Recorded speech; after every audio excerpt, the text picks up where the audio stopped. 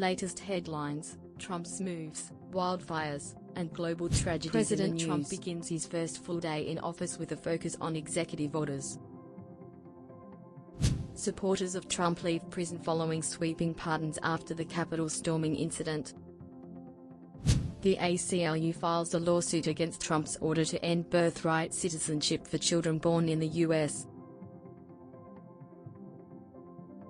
At least 66 people have died in a devastating hotel fire at a Turkish ski resort. Wildfires near San Diego lead to evacuations as strong winds fuel the flames once again. Stay updated with the latest news. Subscribe now.